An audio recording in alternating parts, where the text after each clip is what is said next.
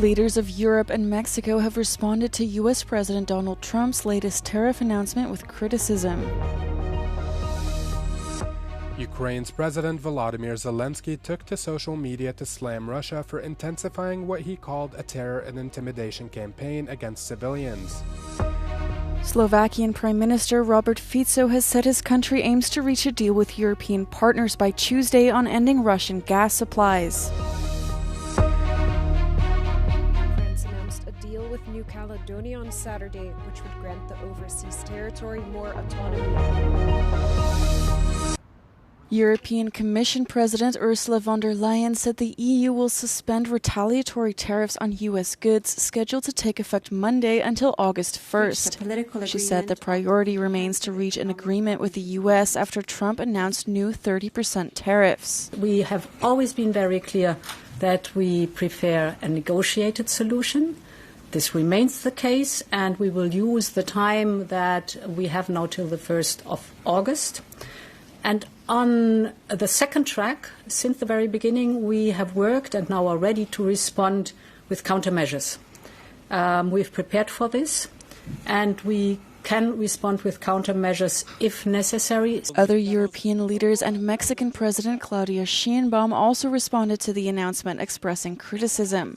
French President Emmanuel Macron and European Council President Antonio Costa backed the Commission's statement in separate posts on X.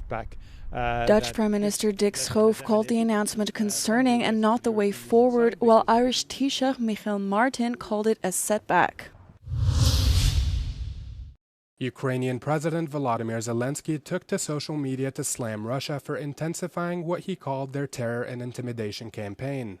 Zelensky says over the past 7 days, the Kremlin launched more than 1,800 drones and some 1,200 guided aerial bombs targeting mainly civilian infrastructure. He also added that Moscow had fired over 80 missiles of various types, including ballistic missiles. Russia's defense ministry claims they've been making territorial gains, particularly on the eastern front lines.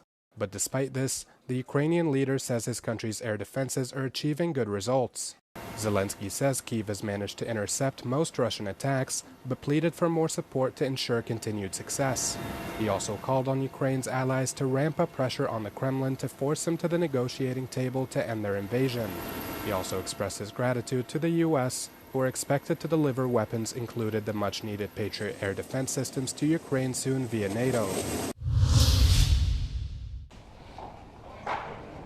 Slovakian Prime Minister Robert Fico has said his country aims to reach a deal with European partners by Tuesday on ending Russian gas supplies.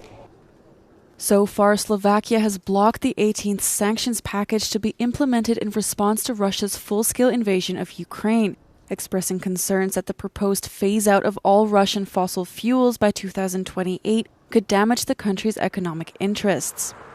Fico has said he wants guarantees from Europe that his country will not suffer from the end of Russian gas supplies. Slovakia gets most of its gas from Russia and holds a long-term contract with Russia's Gazprom that runs through 2034.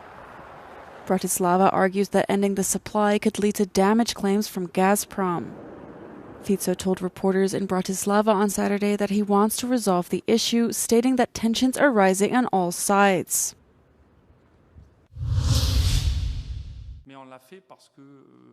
France announced a deal with New Caledonia on Saturday, which would grant the overseas territory more autonomy.